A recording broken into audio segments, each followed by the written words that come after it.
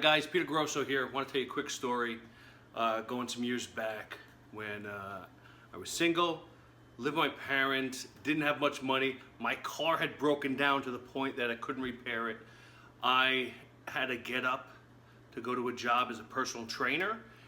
Had to get on the train at 5 a.m. to get there by 6 so that I could be there when my client stood me up. It was a tough time, it was an exhausting time, it was a depressing time. And there was one particular time that I was there the entire day. I was exhausted.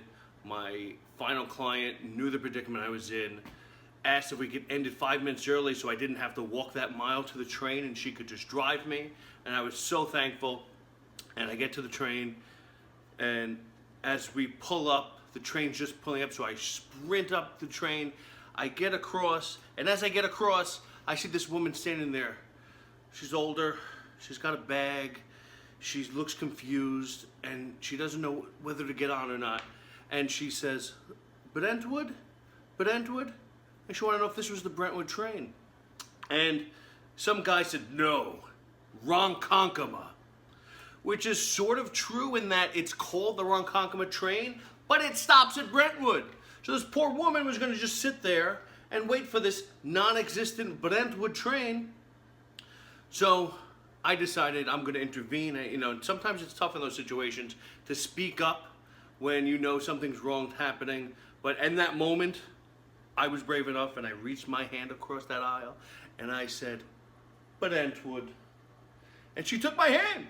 And I crossed her across the threshold, and as she crossed, I was really proud of myself. And the door shut, and I looked at myself as the doors are shutting. I saw my own reflection in my eye, and I looked at myself.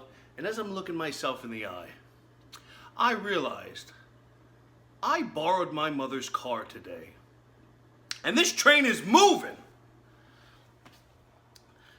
I think the moral of the story is, you have to stay focused, and you have to realize with that focus that you're better off than you think.